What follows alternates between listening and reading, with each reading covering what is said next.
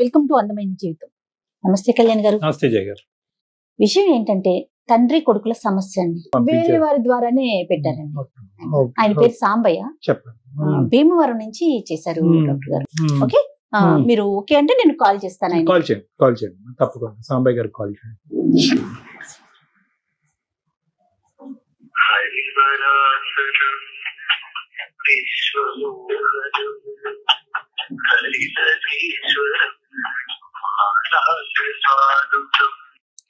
Hello, Sambaiah గారు అండి మాట్లాడేది? అవును మేడం. నమస్తే అండి. నమస్తే, నేను సుమన్ టీవీ అందమైన జీవితం ప్రోగ్రామ్ నుంచి కాల్ చేస్తున్నాను. బాగున్నానండి, మీరు బాగున్నారా? అయితే నేను బ్రీఫ్ గా చెప్పాను సమస్యని. డాక్టర్ గారు ఉన్నారు నాతో పాటు, డాక్టర్ కళ్యాణ్ చక్రవర్తి గారు. ఒక్కసారి మాట్లాడండి. నమస్తే సాంబయ్య గారు. ఎక్కడ, ఏ ఊరండి? మీ వయసు ఎంత? చెప్పండి, సమస్య ఏంటో చెప్పండి సాంబయ్య గారు. అయ్యా, నేను ఒక పేద రైతునయ్యా. నేను చిన్నప్పటి నుంచి కష్టపడి 8 ఎకరాల పొలాన్ని సంపాదించానయ్యా. నా కొడుకుని బాగా చదివించాలని, నేను పడ్డా కష్టం నా కొడుకు పడకూడదని నా కొడుకుని చదివించాను. నా కొడుకు ఫోన్ చేస్తే ఫోన్ ఎత్తడు. ఎక్కడుంటాడో ఏం చేస్తాడో తెలియదు. లేటుగా 5 సంవత్సరాలు అయిందయ్యా. హైదరాబాద్ వచ్చాడయ్యా. హైదరాబాద్ 5 సంవత్సరాలకి ఎప్పుడో ఒకసారి ఫోన్ చేస్తాడు. మాకు పండుగ ఎప్పుడు వస్తుంది అంటే మా అబ్బాయి ఫోన్ చేసేప్పుడే మా పండుగ వస్తుందయ్యా. ఏం చేస్తున్నాడో, ఎలా ఉన్నాడో ఏమీ తెలియదు. ఏం చేస్తున్నామంటే ఏదో చదువుతున్నాను అన్నాడయ్యా. ఇంజనీరింగ్ ఏదో చదువుతున్నాడని చెప్పాడయ్యా. వారి కోసం వాళ్ళ అమ్మ దిగులు పెట్టుకొని మంతాన్ని పడిందయ్యా. మనసు ప్రశాంతత లేకుండా పోతుందయ్యా. ఈ వృద్ధాప్యంలో మాకు తోడుగా ఉండవలసిన నా కొడుకు చదువు అనుకుంటూ సిటీల్లో పట్టణాల్లో తిరుగుతున్నాడు. నేను ఇక్కడ ఉంటున్నానని చెప్పాడయ్యా. నా పక్క రైతుని నా పరిస్థితిని అర్థం చేసుకుని మీకు కలిపాడయ్యా. వాడు బాగు గురించి మీరు కష్టపడతా ఉంటే, ఆ అబ్బాయి బాగు గురించి మీరు కష్టపడతా ఉంటే కనుక అసలు మీరెవరో అన్నట్టుగా చూస్తూ మిమ్మల్ని వెలివేయటం అనేటటువంటిది, మిమ్మల్ని పట్టించుకోకపోవటం అన్నది, మీ ఫోన్లు ఎత్తకపోవటం చాలా బాధాకరం. 2-3 ప్రశ్నలు సాంబయ్య గారు. ఈరోజు ఆ అబ్బాయి మరి ఫీజులు, ఆ అబ్బాయి భోజనాలు, వసతికి ఇవన్నీ ఎవరు సహాయపడుతున్నారు? మీరేనా? అవునండి అయ్యా. మరి 8 ఎకరాల పొలం, సంవత్సరానికి ఎకరం పొలం చొప్పున అమ్ముకుని 10 లక్షలు పంపిస్తా ఉంటే 10 లక్షలు ఏం చేస్తున్నాడో, ఎలా ఏం చేస్తున్నాడో, దేనికి పెడుతున్నాడో కూడా చెప్పట్లేదయ్యా. మేము ఊరికి ఇలా డబ్బులు పంపించేటటువంటి పరిస్థితిలో లేము అనేది మీరు చెప్పుకోలేకపోతున్నారా? మీ అబ్బాయికి ఎందుకు అంత భయపడుతున్నారు? మేము గారాభంగా పిల్లల్ని గారాభంగా పెంచామయ్యా. అయ్యుండొచ్చు. నా కొడుకుని మోసం చేస్తాడా? నా కొడుకుని మనం నమ్ముతాం కదయ్యా. మోసం చేయటం అనే దానికంటే ఏమన్నా వేరే అలవాట్లు, వేరే ఇన్ఫ్లుయెన్స్ల వల్ల పక్కదో పట్టాడేమో అనేది తెలుసుకోవటం కూడా మీ బాధ్యతే కదండి. ఇప్పుడు డబ్బులు తండ్రిగా ఇప్పుడు ఏంటంటే డబ్బులు ఇవ్వటం వరకే కాదు, ఆ డబ్బులు తెలిసి తెలియనటువంటి ఆ వయసులో ప్రపంచం అనేటటువంటిది సడన్ గా ఒకేసారి ఎక్కడో ఉన్నటువంటి అబ్బాయి ఈరోజు హైదరాబాద్ లాంటి ప్రపంచం చూసినప్పుడు ఎటువైపు ఇన్ఫ్లుయెన్స్ అవుతున్నాడు, ఎటువైపు కొట్టుకుపోతున్నాడు అన్నది, ఆ డబ్బుల్ని విచ్చలవిడిగా ఖర్చు పెడుతున్నాడు అని తెలుసుకోవాలిగా మీరు. అతనే కాల్ కాదు, చదువుకోలేదు. వాడు ఏది చెప్తే అదే నమ్ముతాడు. అదే సాంబయ్య గారు, అదే ఆయన కాల్ చేస్తాడండి. బాబు కాల్ చేసి డబ్బులు అడుగుతాడా సాంబయ్య గారు? డబ్బులు ఫోన్ చేసి డబ్బులు అడుగుతాడమ్మా. డబ్బులు కట్టాలి, ఫీజులు కట్టాలి అడుగుతాడమ్మా. 10 లక్షలు పంపిస్తున్నానమ్మా. తినకు అలాగా ఫస్ట్ నుండి పిల్లలు ప్రయోజకులు చేయాలి. 10 మంది లాగా నా కొడుకు హాయిగా ఉండాలని కోరికతో 15 లక్షలు పెట్టుబడి పెడుతున్నానమ్మా. నేను ఒక రోజు వాడు ఇచ్చిన అడ్రస్ పట్టుకొని హైదరాబాద్ వెళ్ళాను తల్లి. హైదరాబాద్ వెళ్ళి ఆ అడ్రస్ తో నేను మా పక్క రైతు వాళ్ళ అబ్బాయి వెళ్ళామమ్మా. చూడలేకపోయిందమ్మా. ఆ పరిస్థితి ఓరాది భారంగా ఉందమ్మా. ఒంటి బట్టలు లేవు, ఇంటి నిండా మందు చేశాను. ఆ రూమ్ నిండా మందు బాటలు ఉన్నాయి సార్. ఒంటి మీద గుడ్డలు లేకుండా కనీసం గుహ లేకుండా పడుకొని ఉన్నాడండి అయ్యా. రాత్రి వాడు కనీసం తలుపు కూడా కనిపెట్టుకోకుండా పడుకున్నాడయ్యా. చచ్చిపోయాడేమో అని భయం వేసిందయ్యా. ఈ పిచ్చది వాడి మీద బెంగ పెట్టుకుని మంతాలు పడుందయ్యా. ఈ పరిస్థితి వాడు తెలిసి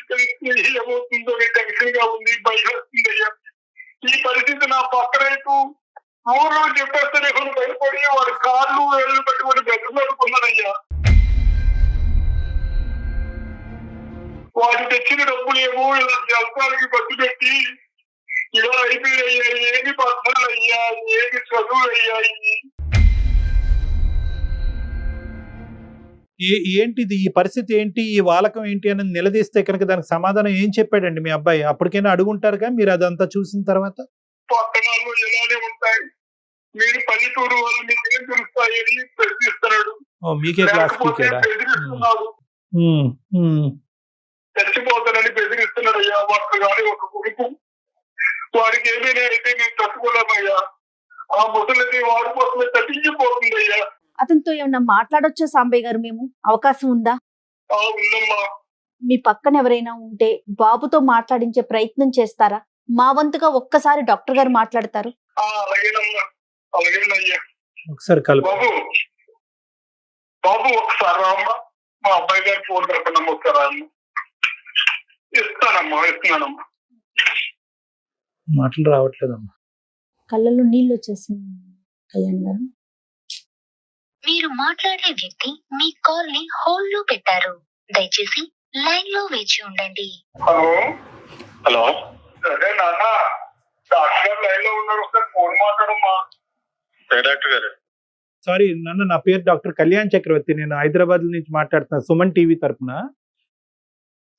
సార్ చెప్పండి సార్. మీ పేరు నాన్న? సూర్య అండి. సూర్య, ఏం లేదు, నాన్నగారు చాలా బాధపడుతూ అతను అసలు మాటలే లేకుండా, అంటే విపరీతమైనటువంటి భావోద్వేగం. సూర్య, మీరెందుకు వెళ్ళారు అక్కడికి?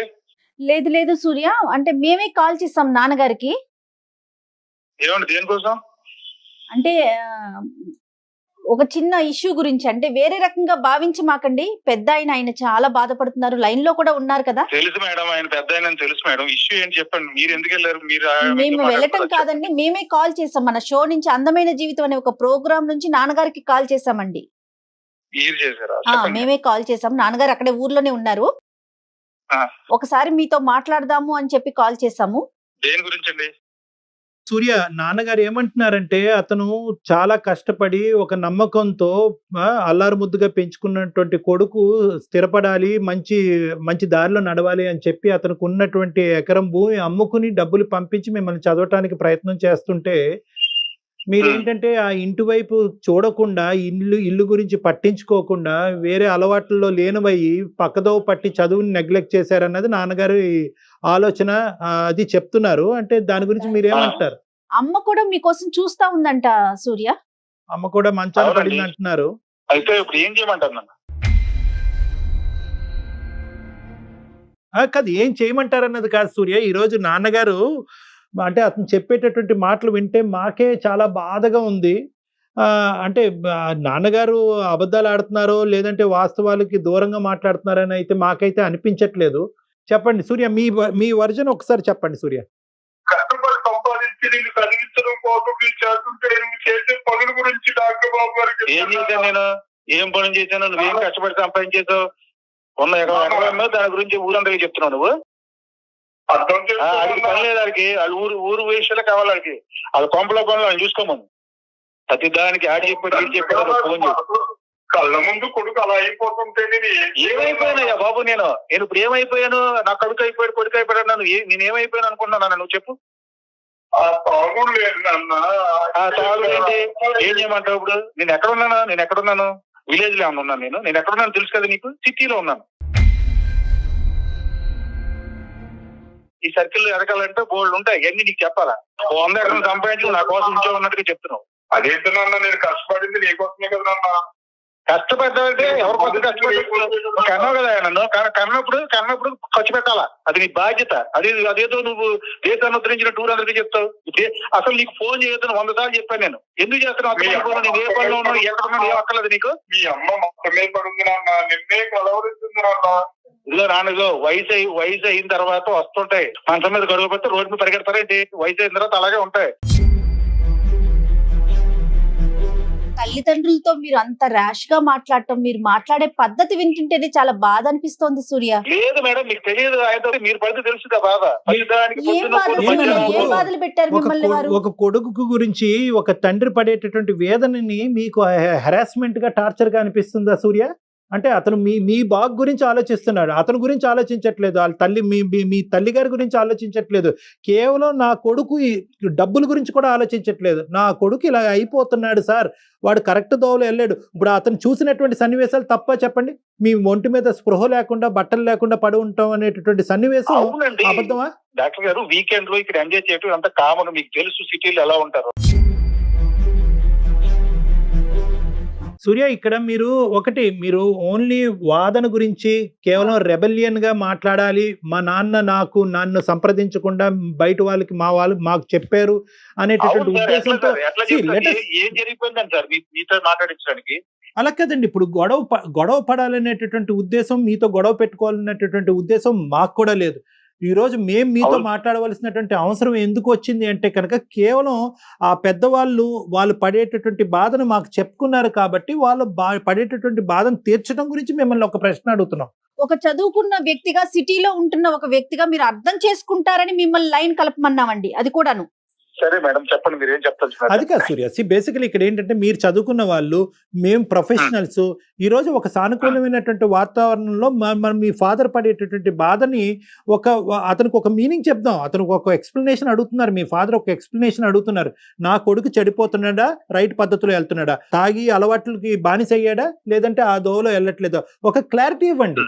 మీ పేరెంట్స్కి ఫోన్ చేస్తేనే మీరు నాకు ఎందుకు ఫోన్ చేశారు, మీరు ఫోన్ చేయటమే తప్పు, నేను ఫోన్ చేయను, మీరు నాకు ఫోన్ చేయొద్దు అనేటటువంటి యుద్ధ వాతావరణాన్ని క్రియేట్ చేయకుండా, వాళ్ళు ఒక కన్ఫ్యూజన్లో ఉన్నారు, ఒక బాధలో ఉన్నారు, వాళ్ళకి ఒక క్లారిటీ ఇవ్వండి. మీరు మీ అకాడమిక్స్ వైపు వెళ్తున్నారా, చదువు కంప్లీట్ అయిందా, బ్యాక్లాగులు ఎన్ని ఉన్నాయి, ఒక క్లారిటీ ఇవ్వండి. నా గొడవ అంతా ప్రపంచానికి చెప్పాలి అంటే మీ ద్వారా? అక్కర్లేదండి. మీ నాన్నగారికి మీరు చెప్పండి, మీ నాన్నగారికి మీరు చెప్పండి. ఇప్పుడు మా నాన్నగారికి ఏం తెలుసండి? ఆయనకి ఏం తెలియదు, విలేజ్ లో ఉన్నాడు ఆయనకి ఏం తెలియదు. ఆయనకి అదేదో జీవితం, అదే ప్రపంచం అనుకుంటున్నాడు. మాకు చెప్పండి, మాకు చెప్తే వీకెండ్స్ లో ఎంజాయ్ చేయడం తప్పండి. వీకెండ్స్ లో ఎంజాయ్ చేస్తాం, ఫ్రెండ్స్ వస్తారు, అవన్నీ తప్పంటే ఎట్లా? ఎవరు పెట్టకుండా ఎవడో చెప్పాడు వచ్చేసి నేను అలా ఉన్నాను ఇలా ఉన్నాను, ఎవడు చూడమన్నాడు ఇన్ని? ఊరికే మాట్లాడితే నాన్న బెంగ పెట్టుకుంది మాకు ఉన్న బెంగలో ఇంకా వేరే పనులు లేవు ఇక్కడ. వస్తాం, కుదిరినప్పుడు వస్తాం, చూస్తాం. ఒక రోజు మ్యాటర్ ఇది. ప్రతిదానికి 5 సంవత్సరాలకి కనీసం 5 సార్లు వచ్చేవాడన్నా, 2 సార్లు వచ్చాం. రాత్రులు వస్తాం, పగలు వెళ్ళిపోతాం. అక్కడ ఉండమంటే మీరు తాగి తందనాలు ఆడుతూ ఉంటే కనుక, మీరు వీకెండ్స్ పార్టీస్ చేసుకుంటే కనుక ఎవరి సొమ్ము అండి అది? ఎవరు అబ్బ సొమ్ము? మీ నాన్న సొమ్ము కాదు అది. అయితే ఇప్పుడు ఏంటి, మా నాన్న సొమ్ము అయితే అలా కాదు. మీరేదో ఉద్యోగాలు చేసి, మీరు కష్టపడి మీరు సంపాదించుకున్నటువంటి దాంతో తాగండి, తందనాలు చేయండి, ఏమన్నా చేసుకోండి, అది వేరే విషయం. మీరు అక్కడి నుంచి సోర్స్ ఆఫ్ ఇన్కమ్ అక్కడి నుంచి లాక్కుంటూ, ఈ రోజు నువ్వు అడగటానికి ఏంటి, నీకు ఫోన్ చేయడానికి ఏం హక్కు ఉంది, నేను ఎప్పుడు కావాలంటే అప్పుడు వస్తాను అనేటటువంటి దాంట్లో ఏమైనా అర్థం ఉందండి? వాళ్ళు పల్లెటూరు వాటమే అయ్యి ఉండొచ్చు, రైతు అయ్యి ఉండొచ్చు, తెలియనితనం అయ్యి ఉండొచ్చు, అంతేగాని కొడుకు గురించి, కొడుకు జరిగే మంచి చెడ్ల గురించి తెలుసుకోవడానికి హక్కు లేదు వాళ్ళకి. మీరు అడిగారు బాగానే ఉంది. ఇప్పుడు నేను ఏం తప్పు చేసేసానని నేను అంత ఫీల్ అయిపోతారో నాకేం అర్థం కావట్లా. 5 సంవత్సరాల వరకు తల్లిదండ్రులు చూడలేనన్ని పనులు ఉంటాయండి సిటీలో ఉన్న వారికి.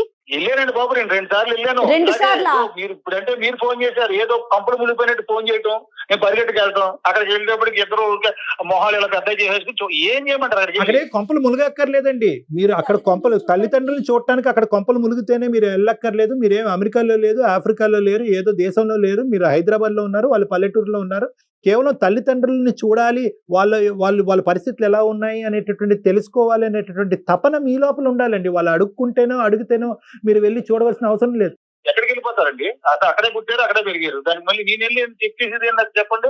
నువ్వు అలా అనుకున్నా నువ్వు వచ్చి మీ పక్కన మంచి కూర్చోమంటావు ఏంటి? నాకు అర్థం కాదు. లేదు, ఒకటి సూర్య, మీకు అర్థం కానటువంటి కాన్సెప్ట్ ఏంటంటే కనుక, ఏ కౌన్సిలింగ్ ద్వారా కూడా ఒక తల్లిదండ్రులు కొడుకు మధ్య ఉండేటటువంటి ప్రేమని పుట్టించలేమండి. అది మనసులోంచి రావాలి. మీ నాన్నగారు అడిగేటటువంటిది ఏంటంటే 2 అంశాలు. మమ్మల్ని చూసుకో, మా దగ్గరికి రా, మాతో మాట్లాడు అనేటటువంటి ఒక అంశము. రెండోది ఏంటంటే మేము పెట్టుబడి పెట్టి మేము ఖర్చు పెట్టేటటువంటి డబ్బులు వల్ల మా అబ్బాయి బాగుపడాలి కానీ చెడిపోకూడదు డాక్టర్ గారు అనేటటువంటి ఈ 2 అంశాల గురించి అతను మీతో మాట్లాడారు. ఆయన చెప్పే దాంట్లో మీరు ఒక పాయింట్ ఆఫ్ వ్యూలోనే చూస్తున్నారు. మీరు ఆయన ఏమంటున్నాడు, నేను అంత ఖర్చు పెట్టాను, ఆయన చదివించాను అంటే తిరిగి ఇచ్చామన్నాడండి మీరు తప్పుగా అర్థం చేసుకున్నారు.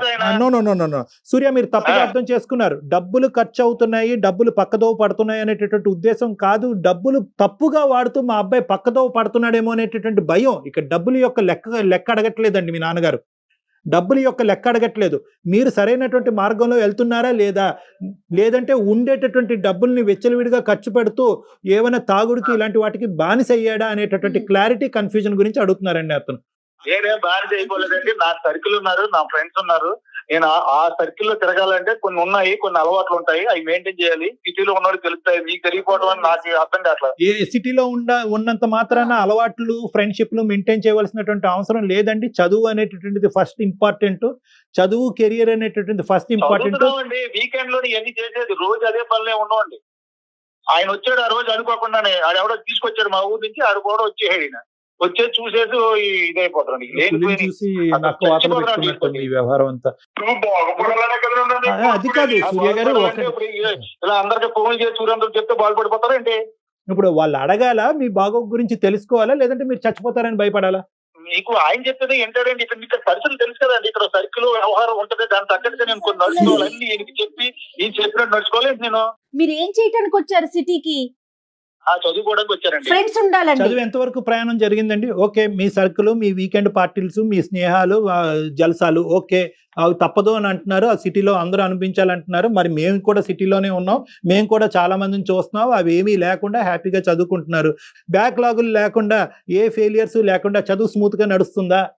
అందరూ తెలివైన వాళ్ళు ఉంటారండి. ఉంటే ఇప్పుడు క్లియర్ చేస్తాం. ఇవాళ ఇప్పుడు మీరు అడిగిన క్లియర్ చేసేస్తా అంటే అలా కదండి. లేకుండా ఉంటే ఎట్లా ఉంటుంది? లేకుండా ఎవరైనా చదివేస్తున్నారు సార్, ఎవరు ఉండరా? మీకంటూ ఒక గోల్ ఉండాలి కదా. మీకంటూ ఒక గోల్ ఉండాలి, మీకంటూ ఒక సెల్ఫ్ కంట్రోల్ ఉంది అనేటటువంటి నమ్మకాన్ని మీ పేరెంట్స్ కి ఇవ్వండి. మా తరపున మీ పేరెంట్స్ కి ఇవ్వండి. ఆ కంట్రోల్ నాకుంది, నా గోల్ నాకుంది, నేనేంటో నాకు తెలుసు, నేను ఏం చేయాలో నాకు తెలుసు. ఇంకొక చెప్పించుకునే పరిస్థితిలో నేను లేను. మీరు అడిగారు కాబట్టి రెస్పెక్టబుల్ గా చెప్పాను అంతే. ఆయన ఏదో చెప్పాడని అది పట్టుకుని వచ్చి మీరు మాట్లాడటం, ఆయన ఏమో రానా అంటే ఏంటారు ఇది? మీకు పడితే తెలుస్తుంది నా బాధ. వెళ్ళి కూర్చుని ఏం చేయమంటారు? కూర్చున్నాడా? ఆయన చెప్పేదంతా ఎట్లా కూర్చోమంటారంటే అదేనా మా జీవితం? అక్కడ ఎవరు కూర్చోమనట్లేదు సూర్య, అక్కడ ఎవరు కూర్చోమనట్లేదు. మీ బిజీ స్కెడ్యూల్లో, మీకుండేటటువంటి బిజీ స్కెడ్యూల్లో కొంత టైము మీ తల్లిదండ్రులతో మాట్లాడటానికి వెచ్చించండి. మీకు అవకాశం ఉన్నప్పుడు మీ ఊరు వెళ్ళండి అనేటటువంటి 2 మాటలే మేము చెప్తున్నాం. నెంబర్ 1. నెంబర్ 2 ఏంటంటే ఆనవాయితీలు, పద్ధతులు సిటీలో ఇలాగే ఉంటుంది అనేటటువంటి ఒక కొత్త చిత్రాన్ని చూపెట్టకండి. అవి లేకుండా కూడా మనుషులు బతుకుతున్నారు, అవి లేకుండా కూడా చదువుతున్నారు. మీ చదువు అనేటటువంటి ప్రయారిటీ. ఈ 2 అంశాలండి, ఈ 2 అంశాలు.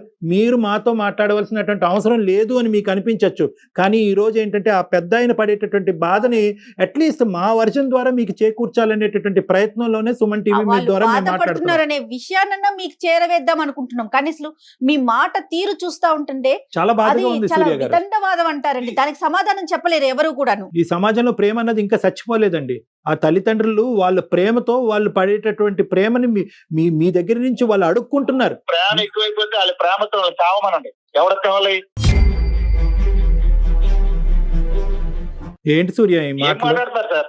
సారీ సూర్య, వాళ్ళ ప్రేమ నాకు అవసరం లేదు, వాళ్ళ ఎమోషన్స్ నాకు అవసరం లేదండి. నా డబ్బులు నేను సంపాదించుకున్న డబ్బుల ద్వారా నేను చదువుకుంటాను, నా జల్సాలు కొనసాగిస్తానని చెప్పండి. ఆ మాట అనరే. ఎండలో కష్టపడి నా కొడుకు ఎక్కడ ఎండలో ఇబ్బంది పడతాడు. సాంబయ్య గారు మీ పడేటటువంటి బాధకి వేదనకి కొండలు కరుగుతాయేమో గానీ మీ కొడుకు కరగట్లేదు. వేస్ట్. బాధ నాకు 100 పనులు ఉన్నాయి సార్. ఇది అవసరం ఇప్పుడు తెవలదండి. ఆయన అలా చెప్తానే ఉంటాడు. ఏమండి, మేమే పని లేకున్నాం సూర్య గారు. ఇలా మాట్లాడటం పద్ధతి కాదు. ఇప్పుడు దాకా మీరు డాక్టర్ గారు మాట్లాడుతున్నారని రెస్పెక్ట్ తో మీకు సమాధానం చెప్తూ వచ్చాను. సమాధానం చెప్పాల్సిన అవసరం నాకు లేదు. ఆయన అలాగే చెప్తాడు. ఆయన సంగతి నేను చూసుకుంటానండి. ఈ విషయాల గురించి మీరు దయచేసి కలవ చేసుకోవద్దు, దాన్ని మీరు తప్పుగా అనుకోవద్దు. నేను ఫోన్ కట్ చేస్తానండి. దాని ఇంకొకసారి ఇప్పుడు ఇలాంటి పని చేస్తుంటే నీకు మర్యాద ఉండదు చెప్తున్నాను. సాంబయ్య గారు ఫోన్ చేస్తాను. చిన్నప్పటి నుంచి కని పెంచి పెద్ద చేసి చదువుకోవటానికి ఉన్న పొలాన్ని కూడా అమ్ముకొని పంపిస్తా ఉంటే డబ్బులు కావాలట, తల్లిదండ్రులు వద్దంట. అసలు అంటే ఆ అబ్బాయి మాట్లాడిన మాటలు వింటుంటే నా ఏం కొడుకు మాటలతో సహా చచ్చిపోయానమ్మా. ఈ మాటలు అవసరం వింటుంటే గుండాకి చచ్చిపోద్దమ్మా. కొడుకును కలవరిస్తూ కుమిడిపోతూ ఉందమ్మా. ఇటువంటి కొడుకులు అవసరమా తల్లి? నో సాంబయ్య గారు, సాంబయ్య గారు, మీ అబ్బాయి బహుశా అలవాట్లకు బానిసయ్యి వాటి యొక్క ఇన్ఫ్లుయెన్స్ వల్ల అలా మాట్లాడుతున్నాడు అనేది ఒక సైకాట్రిస్ట్ గా నాకు గాఢమైనటువంటి నమ్మకం. మీ అబ్బాయి మాట్లాడుతుంది మీ అబ్బాయి కాదు, ఆ వెనకాతలు ఉండేటటువంటి మత్తు. సో నేనేమంటానంటే, నా కొడుకు పోయాడు, నా కొడుకు ఇంక లేడు అనేటటువంటి కంక్లూజన్కి మీరు రావద్దు. ఎందుకంటే ఆ కంక్లూజన్తో మీరు బ్రతికి బయట పడలేరు. ఎందుకంటే జీవితం సర్వస్వం అంతా కూడా అతనే అనుకుంటూ ఇంతకాలం మీరు బతుకుతున్నారు. మీరేం చేయాలి అంటే కనుక, మీ అబ్బాయిని నేను ఇక్కడ వదిలిపెట్టేది లేదు, మీ అబ్బాయి యొక్క నెంబర్ నాకు ఇవ్వండి. బహుశా ఇలా పబ్లిక్ గా ఇలా మాట్లాడటం అనేటటువంటి దాంతో ఆ అబ్బాయి ఇబ్బందిగా, అరగెంట్ గా, రెబెలియస్ గా మాట్లాడుతున్నాడు. నేను కాన్ఫిడెన్షియల్ గా మీ అబ్బాయి నెంబర్ నాకు పంపించండి, మీకు అభ్యంతరం లేకపోతే మళ్ళీ నేను నా టీం వాళ్ళ ద్వారా నేను ఫోన్ చేస్తాను, ఇన్ పర్సన్ అతన్ని కలిసేటటువంటి ప్రయత్నం చేస్తాను, నా దగ్గరికి రమ్మని రిక్వెస్ట్ చేస్తాను. ఆ అబ్బాయిలో కూడా ఏ కోసానో ఏ మూలనో ఒక మంచితనం, ఒక ప్రేమ అనేది ఉంటుంది. ఖచ్చితంగా ఏదో అండర్ సమ్ ఇన్ఫ్లుయెన్స్ ఆ అబ్బాయి ఇలా మాట్లాడుతున్నాడని నాకు అనిపిస్తుంది. నేను ఎప్పుడైతే కనుక ఒక ప్రైవేట్ స్పేస్లో అతనితో మాట్లాడుతానో ఖచ్చితంగా అతనిలో ఒక కనువిప్పు అన్నది కలుగుతుంది అన్నది నా భావన. సాంబయ్య గారు, ఖచ్చితంగా మీ అబ్బాయి మీ ఊరి నుంచి బయలుదేరిన ముందు మాత్రం ఇలా అయితే లేడుగా. అప్పుడైతే కనుక ప్రేమ ఆప్యాయతలతో మంచితనంతో ఉన్నాడు కదా. హైదరాబాద్ వచ్చిన తర్వాతే కదా ఈ మార్పు. రైట్. అతనిలో మార్పు వచ్చే వరకు ఖచ్చితంగా మేము ట్రై చేస్తామండి. డాక్టర్ గారు మాట్లాడతారు, మీరు కంగారు పడకండి, ఆవిడని కూడా ఓదార్చండి. ఓకేనా? పెట్టించండి. తప్పకుండా మా వంతు ప్రయత్నం చేసి మళ్ళీ మీకు ఒక మంచి కబురు వినిపిస్తాము. మీ అబ్బాయి ఎక్కడికి వెళ్ళిపోలేదు. ఇది కూడా ఒక డీలా పడకండి. ఆ అబ్బాయి ఒక జబ్బు, ఇది కూడా ఒక జబ్బు, ఇది కూడా ఒక మత్తు. ఆ మత్తు, ఆ జబ్బుని మేము వదిలించేటటువంటి ప్రయత్నం చేస్తాం కౌన్సిలింగ్ ద్వారా. తర్వాత మీకు ఒక మంచి వార్త ద్వారా మీకు ఫోన్ చేసి మళ్ళీ మీకు కబురు చెప్తాం. సాంబయ్య గారు, ధైర్యంగా ఉండండి. డాక్టర్ గారు, మారటానికి అవకాశం ఉంటుందండి? మారటానికి అవకాశం ఉంటుంది అంటే కనుక ఒక ఏసీకో ఒక ఫ్రిడ్జ్కో గ్యారంటీ కార్డు ఇస్తాం, కానీ మనసుకి గ్యారంటీ కార్డు ఇవ్వలేం. కానీ ఈరోజు ఏంటంటే మన వంతు ప్రయత్నం మనం చేయొచ్చు. నాకు ఇప్పటికీ నమ్మకం ఏంటంటే, ఎక్కడో చోట ఆ అబ్బాయిలో ఒక మంచితనం ఉందేమో, ఎక్కడో అవుతాడేమో అనేటటువంటి నమ్మకం ఉంది. బహుశా ఏంటంటే ఈరోజు ఆ అబ్బాయి మాట్లాడినటువంటి తీరు బట్టి మీరు నేను కూడా కొంతవరకు ఇమోషనల్ అయ్యాం. ఒక పబ్లిక్ ప్లాట్ఫామ్ మీద ఇలా ఇమోషనల్ అవటం అనేది అతను జీర్ణించుకోలేక తండ్రి మీద ఇంకా కోపం పెంచుకున్నట్టుగా నాకు అనిపిస్తుంది. సో అలా కాకుండా మనం ప్రైవేట్గా ఆ అబ్బాయితో మాట్లాడి అసలు ఏం జరుగుతుంది, అతని ఆలోచన శైలిలో లోపాలు ఏంటి అనేటటువంటి ఒక థెరపీ, ఒక కౌన్సిలింగ్ ద్వారా మాట్లాడటానికి ఒక ప్రయత్నం చేస్తే ఒకసారి కాకపోతే రెండోసారి అయినా కూడా ఖచ్చితంగా మారుతారు. నమస్తే. Thank you. నమస్తే.